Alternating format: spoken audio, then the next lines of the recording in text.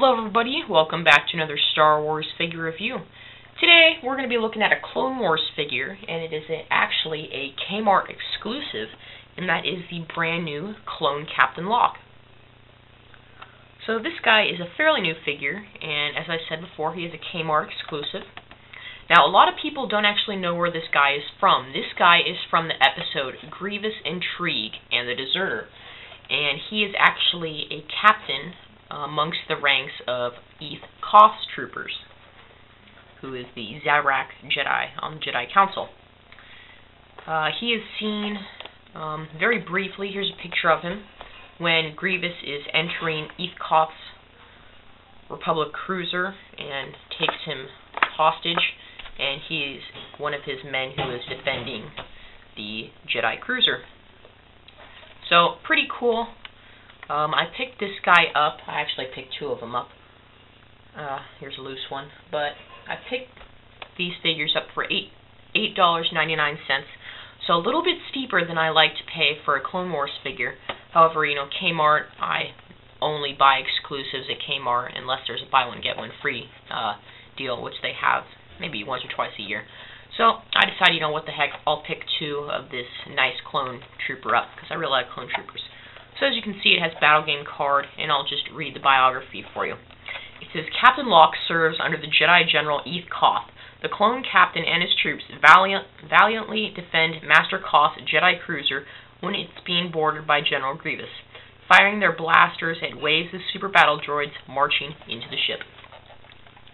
So, very cool. Very cool. This figure not only comes with the figure and its accessories, but it also comes with a blue die for the Galactic Battle Game, as well as the Galactic Battle Game stand, which you can insert the Battle Game card into. And it also has the game instructions on the back of the card. And a fairly nice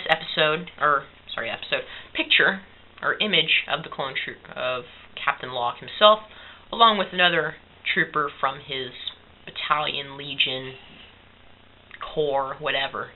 And you actually insert the battle game card like this into the figure to highlight any bonuses that this figure may achieve or acquire throughout the game. So just a little tidbit of info I'd like to share with you for that. So let's move on to this pretty cool clone trooper. So at first this guy looks a lot like Commander Cody. It is very much like him with the helmet and the antenna on the side of his shoulder. I believe it mostly is, however, he does have a new sculpt helmet, and I think that's it on this figure. So this is basically a Commander Cody repaint, except for the helmet. So as you can see, he comes with a DC-15S carbine, which is very nice. And it would have been nice if he came with some other weapons, like maybe a rocket launcher or a rifle, but, I mean, it's okay. This is the weapon that he was seen with in the episode, so I'm completely okay with that. I'll go over his articulation very quickly. He has a ball-jointed neck, ball-hinged shoulders and elbows, ball-hinged wrists, which is great, and Hasbro has really been steering away from that with these figures, and I'm really glad that they incorporated that with this guy. He's got a ball-jointed torso, swivel hips, ball-hinged knees, and ball-hinged ankles. So, really nice, and I really like the paint decals on him.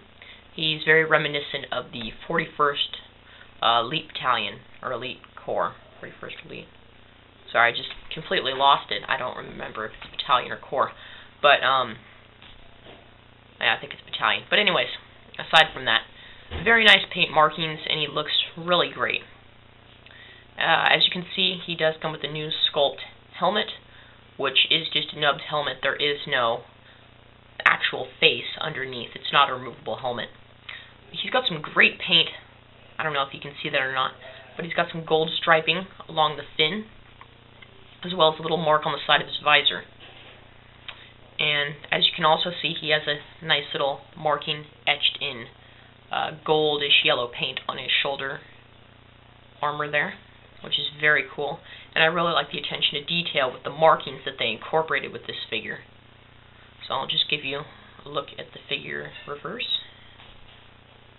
So overall, really cool. The only thing I don't really like is that with the new Sculpt Cody helmet, this is, I think, the first time that we've seen a new Sculpt Cody helmet, and to me, the helmet looks too small. I know I'm used to seeing Cody with the helmet because of the removable helmet, so it's a lot more hollow and a lot larger to accommodate the head. But since this isn't, I mean, this head just looks a little small to me, but that's completely okay. And I'm just really glad they incorporated another Clone Trooper figure out there, because I absolutely love clones, and I'm really building up my Clone Wars Clone Trooper ranks. So that's very cool. So, I mean, great markings, great accessory, and overall a new Clone Trooper that we really only saw for maybe 1 to 2 seconds. So that's really cool to get some new clone leaders out there. So I'm really glad I picked this guy up, even though it was a little pricey. Give you a look at the guy in the package. And I wish I had more to review for you, but Clone Wars collecting has really slowed down. Not just Clone Wars, but Star Wars collecting in general.